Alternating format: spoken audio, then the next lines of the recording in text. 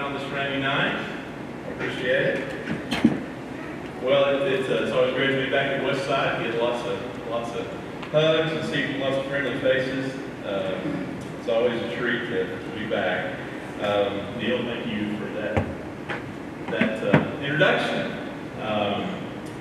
It just makes me think about all the time that we spend here in campus ministry, and it was a very powerful, beautiful season for me and for our family, and you guys here at Westside. I know some of the faces now are a little different, but most of them I know, and you should know that Monica and I love you guys, and we miss you, and we always enjoy coming back because it still feels like family, still feels like home.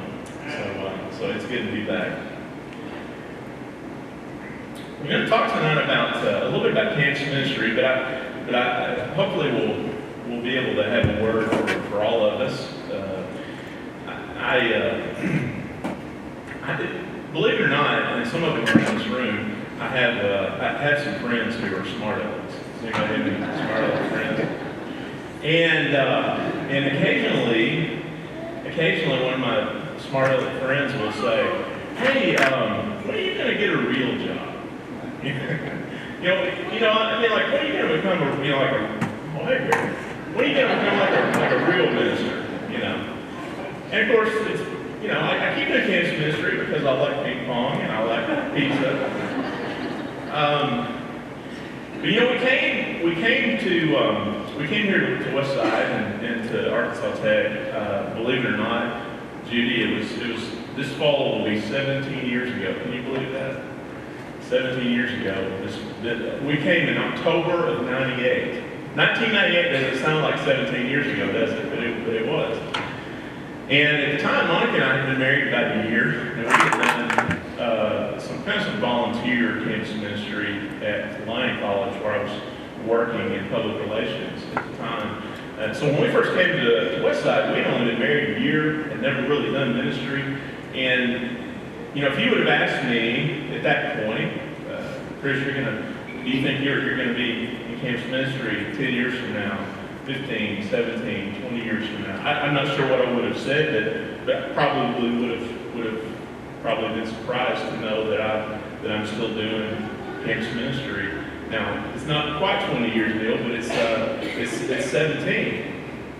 And that's quite a long time, I suppose, to do anything. And so I think sometimes, well, why is it that I still do what I do? Well, why did I do it for 11 years here, and then about 5.5 years ago, we went back to my alma mater, Arkansas State University, and rebuilt a ministry there. And by the way, let me show you some pictures for those of you who are curious. That's ASU. That's where I work every day. Not in that building, but that campus. Let's just scroll through those, Tim. That's a football game, and then this is our facility that we were able to build 3 years ago. It's actually on campus. That's State of Arkansas dirt that building's built on. It's a pretty incredible opportunity in modern America that we get to do that. That's the front of the building.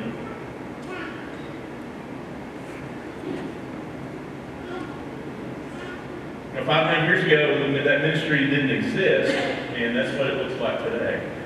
Let's go through the next couple and then stop at the next one, if you would, Tim. That was a picture from earlier this school year, one of our Wednesday night gatherings.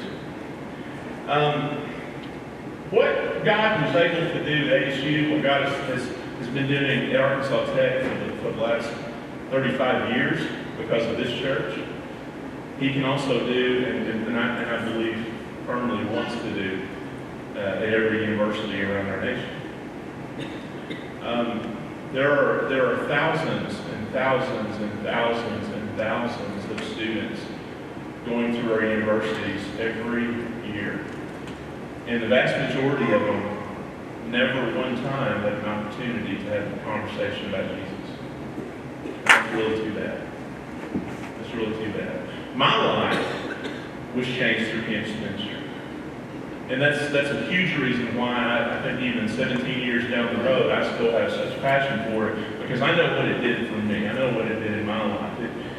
I grew up in a Christian home. I always went to church, but I didn't really fall in love with Jesus and begin to truly have an ongoing daily relationship with Christ until I was in campus ministry and had people come alongside me and teach me how to do that, show me what that looked like to be someone who actually follows Jesus as opposed to someone who just comes to church.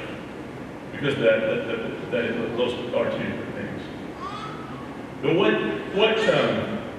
what the Lord is doing at ASU, what the Lord has been doing at Arkansas Tech for 35 years, the Lord, I'm firmly convinced, wants to do not only across our country, but around the world. And there are some very important reasons why that needs to happen.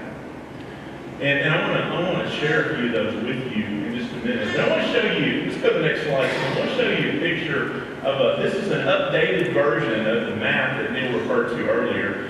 And I know it's too little to read all the names on there, but if you can see all the red dots and all the black dots, the red dots represent universities that are at least 10,000 people. So this would be, Arkansas Tech would be the smallest university on that list, and it goes up from there. Some of them have 40, 50, 60,000 students. The red dots represent universities of at least 10,000 students who do not have a campus ministry. And so you can see, just look at those, and by the way, that doesn't even count any of the universities that are under 10,000 students, and there are literally thousands of them across our country. Thousands and thousands and thousands of students coming through there every year, untouched by the message of Christ.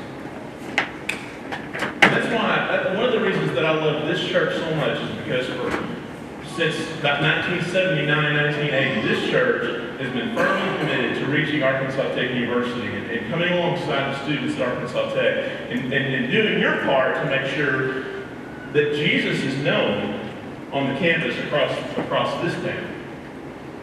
But the problem is that there's so many universities around the country where that's not happening, where the Lord's not being proclaimed, where Christian people are not at work. And I understand what campus ministry did to me, through me, for me, and I get to witness it every day. And the students that I work with, the students that Neil works with, who are being transformed.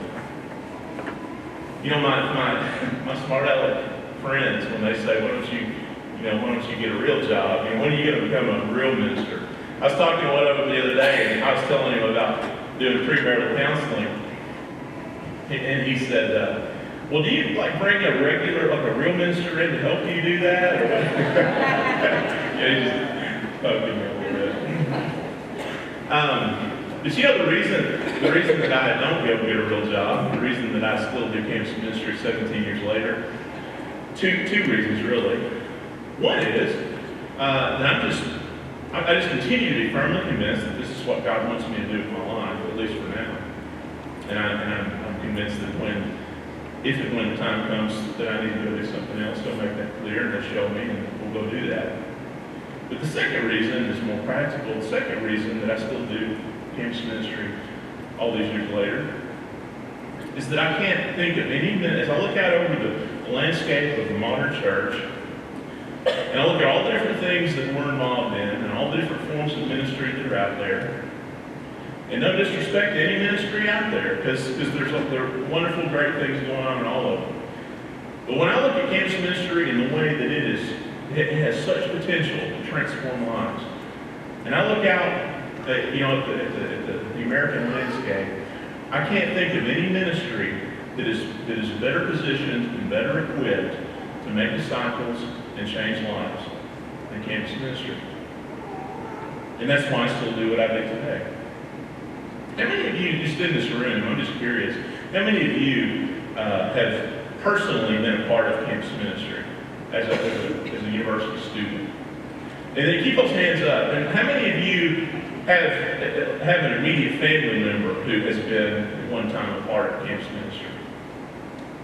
Yeah. got quite a few folks just in this room. And I'm sure that if we had time to give several people just sitting in here the microphone, they could talk to you about the transformation that occurred in their life and in their heart. And there are a few reasons why that's true. And I want to talk about that in a minute. But I wanted to kind of elaborate a little bit on what Neil said. I'm really excited about this new movement that is going on that I'm blessed to be a part of. I'm on the board of an organization called Campus for Christ, and we're the organization that puts on our National Campus Ministry Seminar every year. But a year or so ago, we began to get really convicted that we need to be doing more than just putting on a conference every year.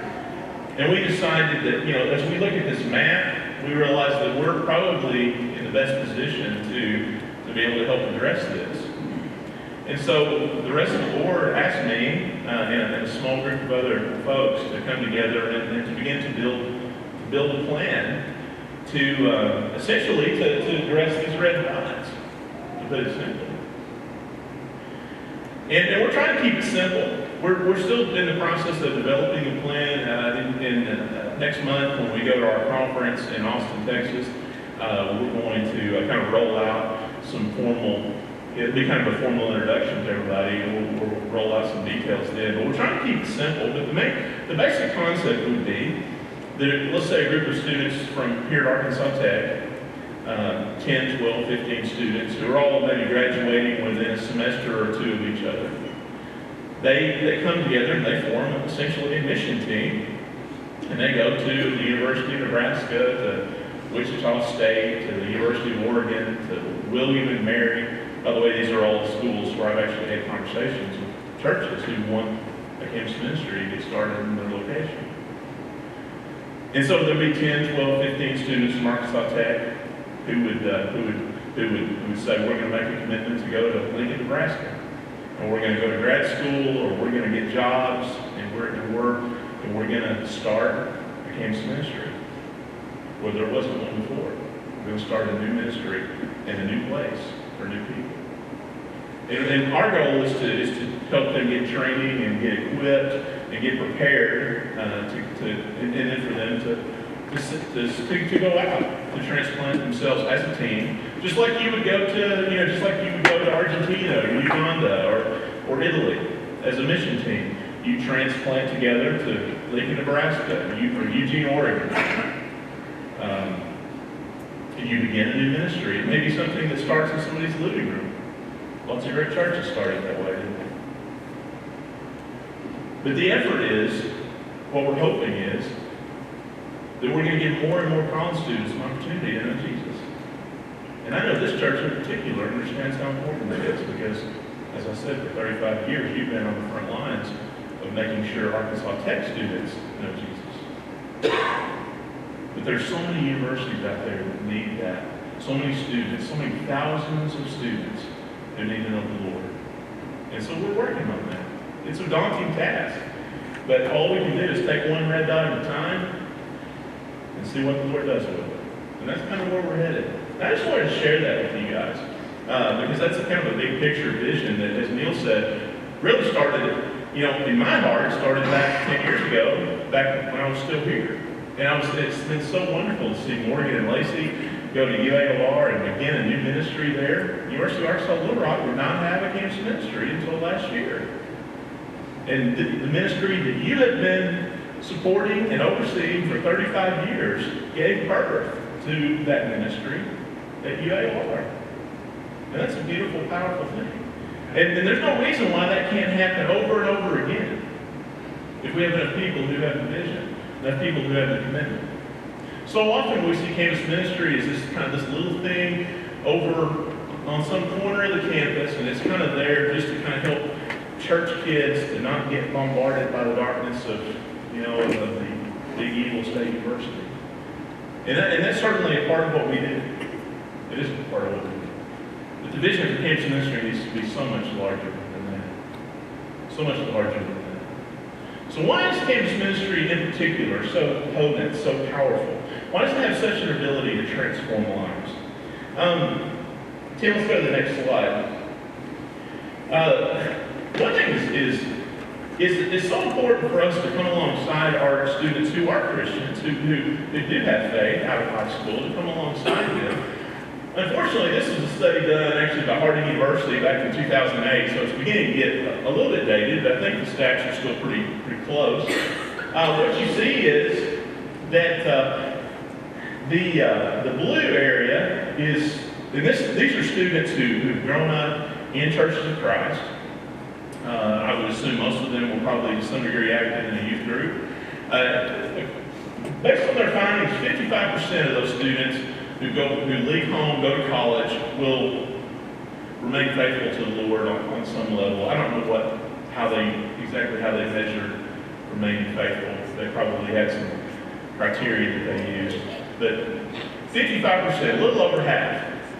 The rest of the pie, the red and the green areas, represent those who essentially leave their faith behind when they leave home. So basically, right now, 45% of our students, when they leave our houses, our homes, our churches, our youth groups, 45% of them are leaving their faith behind when they leave home. That's pretty close to half. Now, the good side of that is that in the green piece of pie there, 12% of the ones who fall away during college will eventually come back. Oftentimes usually it's one of two times, either when they get married or when they have the first child is the most common time when they will come back to the Lord, come back and reestablish connections with the church. But that still leaves 33%. Almost exactly 1/3 of the students who grow up in churches like Westside go to Christ Teens and fall retreats and hear numerous sermons and lessons and get mentored and poured into. 1/3 of them, when they leave home, go to college, will never be back. Never be back to the church, never reconnect with their faith. And so, it is so important, for this reason alone, it's important for campus ministry to exist. For Christian people to come alongside college students during their college years and help them remain faithful, help them remain connected to their faith roots. Let's go to the next one. Yeah. Season of crucial relationships. When you think about your own life, think about the most important relationships that you have. If you're married, I assume you would say your most important relationship is your spouse. And then outside of that would be probably lots of other relationships. But outside of your immediate family, maybe those next most important relationships would be your closest friends. Because the scripture says you inevitably end up like the people you hang out with. That's what we always tell our kids, right? And that's true. Now you think about in your life, you think about some of your closest friends. When were those relationships established? I would guess that for many of us, some of those longest, deepest, closest friend relationships probably got started during those late teen through early to mid-20s years. You think about how much influence that those close friend relationships have on your life. It's huge. Now think about your spouse. An insurmountable amount of effect on your life based on who you marry. When do most people select a spouse if they get married? When do most people find a mate? During the college years. And also when you think about mentoring relationships and other crucial relationships that occur during those late teens through early to mid-20s, the potential to impact a human life during those years is astronomical. Okay, let's go to the next one. Okay. Season of crucial mistakes. When you go to college, it can be sort of a perfect storm of new freedom, immaturity, and extreme temptation. It can produce, in many cases, some of the most costly and long-lasting mistakes that people make in their lives. I certainly can speak to that personally. Some of the crucial mistakes that I made as a college student. I'm sure many of you can probably speak to that too. Some of those are easy to get past. Others stay with us the rest of our lives. So how important is it for God's people to come alongside college students and help speak truth into their lives, speak encouragement into their life, help speak direction and focus into their lives? It's hugely important. And the last one on this little list, let's go to the next one. What we in campus ministry call the Pentecost Principle. What is that? Well, you remember in Acts chapter 2 the story of Pentecost, and we talk about that story as really the beginning of the modern church. It's when Christianity really sprang into existence, and the Holy Spirit descends, and Peter and the other apostles preach the sermon, and 3,000 people are baptized there in one day. And what you read there in that story, one of the little details there is that it says that people were gathered from every nation on earth. Can you imagine that? In one spot, in one time and place, people from all over the world are gathered in one spot on the day of Pentecost. What an incredible opportunity to get the Lord's message out to the entire world in one place at one time. Now, where would you go today to find that? You go to Arkansas Tech University, and you can find that. I'm not sure what the numbers are here at Tech. I know at ASU right now we have students from over 60 different countries in Jonesboro, Arkansas. The Great Commission, Jesus says, go into all the world and preach the gospel. Well, guess what? At Arkansas Tech, at Arkansas State, University of Arkansas, numerous universities around the country, the Great Commission is working in reverse. Jesus said, go into all the world. At Arkansas Tech, Arkansas State, the world is coming to us. This year alone, there were well over 900,000 international students on our American campuses. That's bumping up right on 1 million people. 1 million people from around the world at our universities. Do you not think that's an incredible opportunity? Well, let me just tell you, it is. It is. You can evangelize the entire world and not buy a plane ticket. Is that not great? That's almost too good to be true, but it's true. It's true. The Pentecost Principle. I could go on and on about my campus ministry. It's so crucial. It's so important. I want to focus though on Mark chapter 6 to really, I guess, to really bring this home, and hopefully tell you that the main reason. These are just warm-ups. Tell you the main reason why I think campus ministry is so powerful and transformative. Why, in my opinion, there's no other form of ministry that has more potential for life change and disciple making than campus ministry. No offense to youth ministry, Josh, but I love it. And I'm going to use a story that's, you're going to be thinking, what in the world does this have to do with what he's talking about? But hopefully if you'll bear with me, hopefully we'll sew it together before it's over. We're going to look at the story of when John the Baptist was beheaded.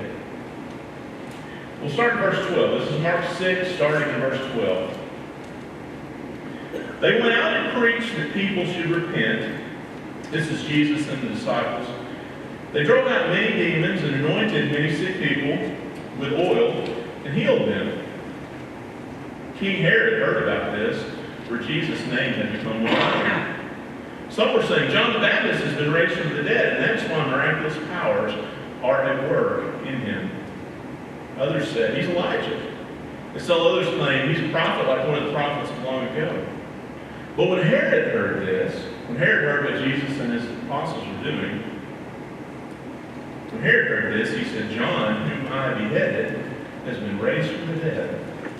Sounds like Herod is haunted by John. For Herod himself had given orders to have John arrested, and he had him bound and put in prison He did this because of Herodias, his brother Philip's wife, whom he had married. For John had been saying to Herod, "It is not lawful for you to have your brother's wife." So Herodias nursed a grudge against John and wanted to kill him. But she was not able to, because Herod... Now listen to this. This is very interesting. Listen to what it says about how Herod felt about John. Because Herod feared John and protected him, knowing him to be a righteous and holy man. When Herod heard John, he was greatly puzzled, yet he liked to listen to him. Isn't that fascinating?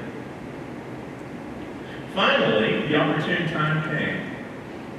On his birthday, Herod gave a banquet for his high officials and military commanders and the leading men of Galilee.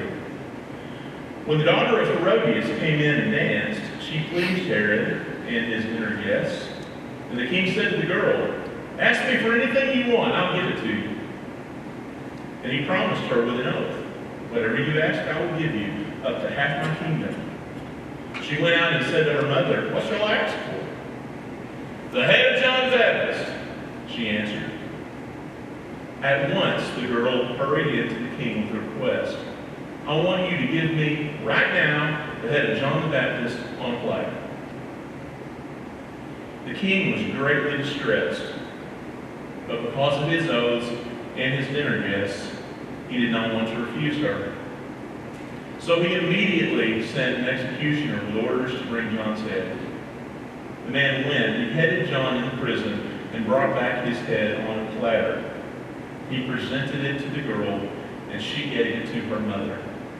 On hearing of this, John's disciples came and took his body and laid it in a tomb. Now this is a tragic, sad, terrible story, but it's tragic and sad for more reasons than the obvious reason. And that's really what I want to focus on and what really connects to Cam's ministry from this story. I want you to think about this with me. Herod, first of all, was a really bad guy. This was Herod Antipas. His dad was Herod the Great, the one who had the babies killed when Jesus was born. All the Herods basically were, they were just known to be vile, evil people. The kind that would literally stab you in the back to get ahead.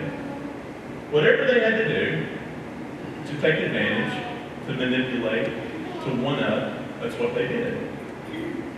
Herod Antipas, this guy, was no exception. He was a bad man. He had taken his own brother's wife, it's basically stolen her, and by the way, she was also his niece, so this not only was an adulterous relationship, it was also incestuous. So John is the only one in Judea who has the guts to call Herod out on it. And he starts preaching and telling Herod, "Hey, this is wrong, this is bad. This is not right. What you're doing is not right." And it apparently didn't seem to bother Herod all that much, but it certainly inflamed Herodias. And she was so mad, she literally wanted to kill John. And so Herod, trying to keep his niece's wife happy, goes and has John put in prison. But he doesn't want to kill him, because there's something about John that's intriguing to Herod. And this is so fascinating to me. What seems to be occurring is that there's John in shackles, living in prison, and apparently Herod would send for him, and he would come out, and John would do what John does. He would preach to him. It was like a one-man audience. Like if there's only one person who showed up at church, we can get really specific.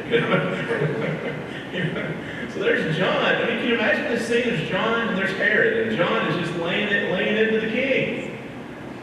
I told you before, this is wrong. But look what it says again there in verse 20. This is so fascinating to me. It says, Herod feared John. Well, what did he have to fear? John's in shackles, and Herod's the king. Apparently the message brought fear into Herod's heart. But there's something about it. It says that Herod protected John, knowing him to be a righteous and holy man. When Herod heard John, it said he was greatly puzzled, yet he enjoyed listening to it. Could it be that John, being the consummate prophet missionary whose only job in the world was to call people to the Lord, could it be that John's preaching was actually having an effect on this old evil-hearted king? Could it be that because of what John was saying and what John was doing, that he was actually penetrating the darkness of Herod's heart, and a spark was beginning to come to life inside Herod? I have to think that's probably what's happening here. Let's think about Herod for a minute. If you're Herod, and you're ruthless, and you're a killer, and you're a manipulator, and you'll do whatever you need to do to stay ahead, to defeat your enemies, to maintain your power, how do you make sense of the world? In other words, how do you live with yourself? Well, I heard somebody recently talking about this text, and he said, how a guy like Herod makes sense of the world and how he's able to sleep at night is that he has become convinced, and this is probably true of every totally evil person, that a guy like Herod has become convinced that actually there aren't any real good and bad people. Everybody, no matter whether they appear to be good, no matter whether they appear to be loving, no matter whether they appear to be generous, everybody in the world is actually just out for themselves. And they just use generosity and love and charity and all that to get what they want. Herod says, I kill people to get what I want. They love people to get what they want, but we're really the same. We're both just out for ourselves. But then along comes John. And in in Herod's world, John shouldn't exist. Why? Because it doesn't appear that John's getting anything out of this. John knows how Herodias feels about it. He knows that his life is on the line. And he's still coming out and preaching. And he's still condemning Herod. And Herod's thinking, what is his angle? What is he getting out of this? And he has to come to the conclusion that he's not getting anything out of it. He actually believes what he's saying. He's actually convicted by what he's saying. And that has to throw a wrench into Herod's worldview. You follow what I'm saying? And so could it be, not only because of John's message, but also because of John's life, Herod is becoming convicted. Herod, there's a spark of light. There's a spark of life inside the darkness of his heart. A window of opportunity has been opened by John for Herod to change his life. But what's so terribly sad and ironic is that right after that, look at what it says. Verse 21, it says, finally, the opportune time came. Opportune time for what? Well, it was the opportune time for Herodias, who had been nursing the grudge against John, to have John killed. But what's so sad and ironic is that Herodias' opportune time to exact revenge, when her window of opportunity opened, John's window of opportunity closed. Because what you see as you follow Herod's life from there, he never changes.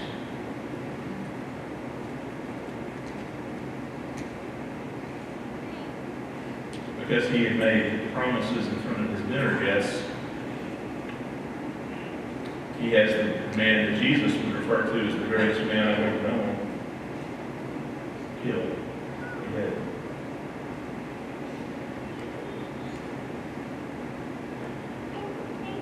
And from there, whatever spark of life was inside Herod's dark heart, it now has gone out. And what you see as you read through the rest of the Gospels, Herod actually makes another appearance at the very end of the story. And it's in Luke 23. Herod Antipas reappears in the story, and this is a couple of years later. And it's at the crucifixion or the trial of Jesus. And if you remember the story, Jesus ends up before Pilate. And Pilate, not wanting to deal with it, sends him to Herod. And if you remember the story from Luke 23, it says that Herod had been hearing about Jesus, and basically he wanted Jesus to perform some stuff and do a show for him. Do some tricks and entertain people. And it says in this story that when Jesus goes before Herod, it says that Herod plied Jesus with many questions. And how did Jesus respond? He didn't say a word.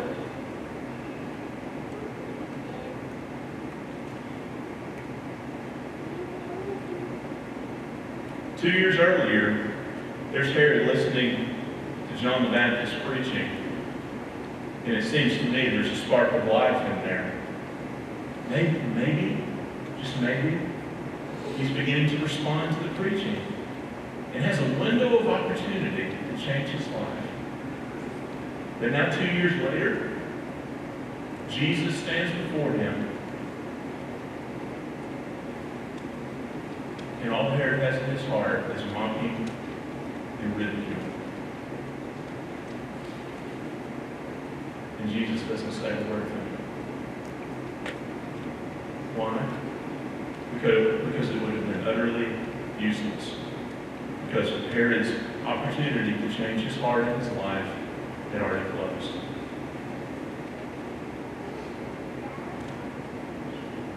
Now, what does any of that have to do with campus ministry? Well, if you're ahead of me, and many of you probably are, what it has to do with campus ministry is that we have in our lives certain windows of opportunity, just like Herod did, to change, to be different, to respond. I would submit to you that there is no more important time, no more important window of opportunity in any person's life than the late teen to early adult years in terms of the window of opportunity to receive Christ and to change your life. I heard somebody say the other day, another campus minister, and he was citing a psychological study. I would have to look it up. I don't know if this is legit. I'll take his word for it. He said that the two most transformative periods in any person's life are 0 birth to 1 and high school to college.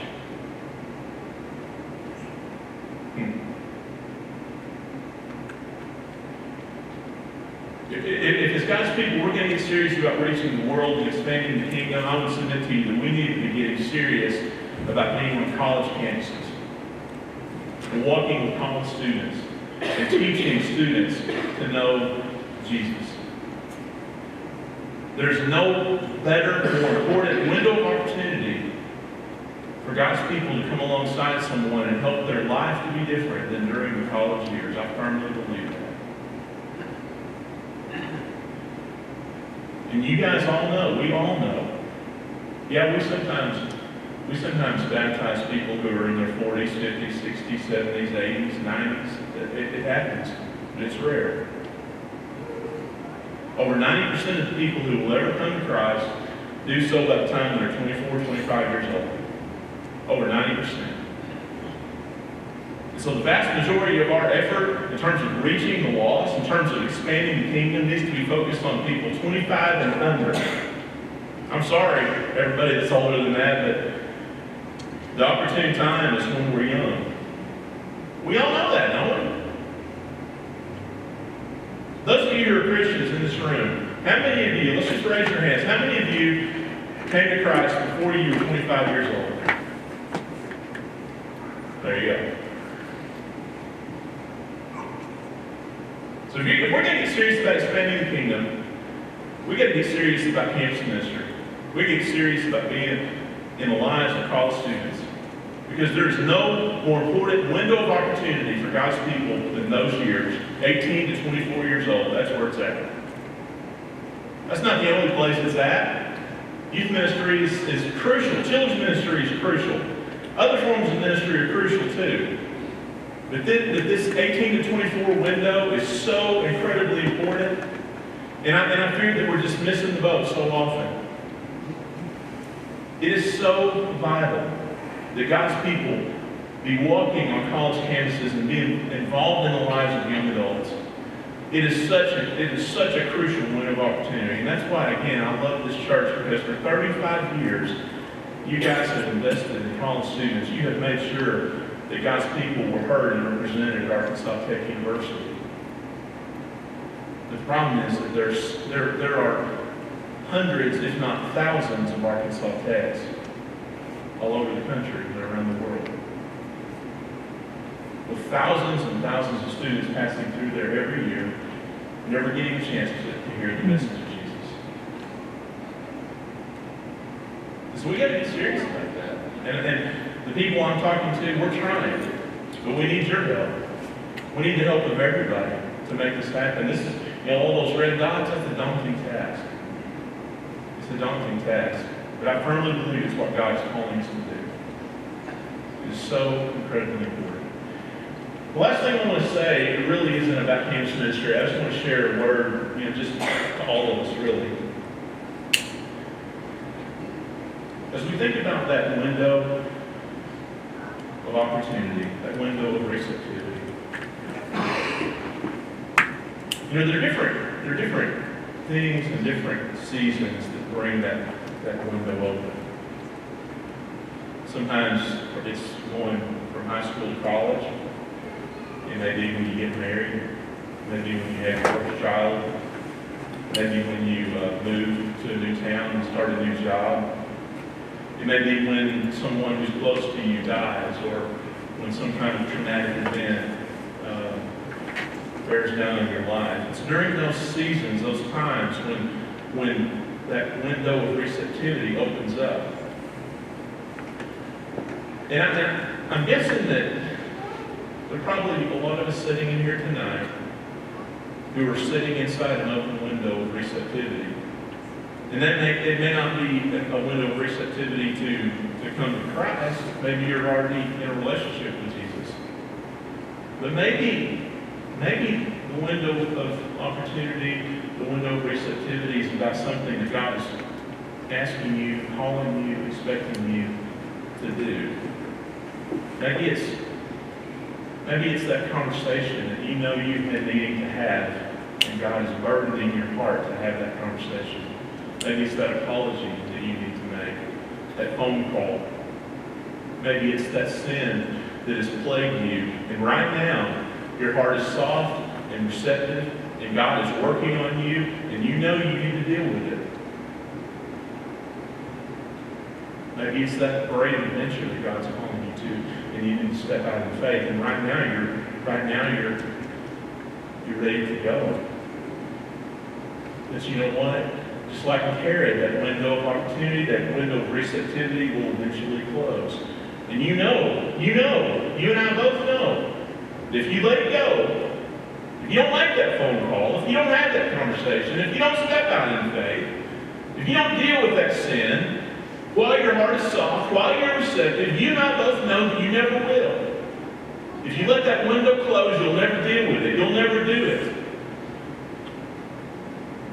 So I bet there's a lot of people right here tonight who have a window that's open and a heart that's soft. And I'm just here to tell you, if God has got a burden on your heart to say something or do something or be something, please listen to Him. Because you and I both know that if you let it go, and you let it go, and you keep ignoring it, that window will close, and then it'll be too late. Because you'll never do anything about it. Let Herod be a lesson to us all. The window of opportunity, the window of receptivity does not stay open forever for any of us. So if your window is open right now, please do something about it. Whatever God has on your heart.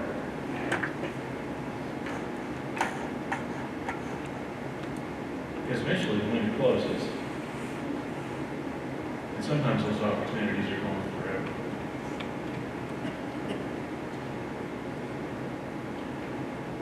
And again, back to the original conversation, that's why campus ministry is important. Because what burdens my heart about campus ministry, what thrills my heart is all the people that we're able, by God's grace, to reach. But what burdens and hurts my heart are all the students who let that window close. And for many of them, it will never open again. They leave college, and they're just like an arrow shot out of a bow. Whatever direction that bow is headed in when it leaves, or whatever direction the arrow is headed in when it leaves the bow, that's the direction it will keep going in unless or until it hits an obstacle and changes course. And that's what it's like for people who launch out from college. When they launch out from college, most likely, whatever direction they're headed in when they leave college is the direction they will keep going in the rest of their life. Not always, but most of the time. And so, of all the reasons why campus ministry is important to me, that's the greatest. That's the most important one. Because it represents the most significant, you might argue, the most significant open window of receptivity and opportunity in any person's life. And so it is so vitally crucial for us as God's people to be walking alongside students and helping them know Jesus while their window is open. So I just want to say thank you to Westside. Thank you to you, this church, for 35 years of investment in college students. Barry here was in the campus ministry at Tech when I first came here. And I know so many of you have been involved in that ministry, have been touched by it. Many of you, go back to the Jim Connect days and even before that, and understand, many of you who have been here at Westside for a long time, you understand how many lives have been touched by that ministry, and how vitally powerful and important it is. Right, Miss Judy? It's crucial. So thank you. Thank you for that. And will you please not let that die? Will you please make the commitment that as long as Westside stands and as long as Arkansas Tech stands, that you will be out there. And I'm so thankful for Neil and Katie. Neil is absolutely, in my opinion, absolutely the right person to be there. And I thank God for him. Because that ministry means so much to me, so much to my heart. And I'm so thankful that a man like Neil is there to lead it. And others like Tony and many others who just devoted so many years and hours of their lives to seize that opportunity, that open window as students pass through. So thank you. As a church, thank you for that. And please don't ever let that ministry die. Make the commitment as a church that God's people will always have a presence on that campus. Because it is so vitally important. Let's pray.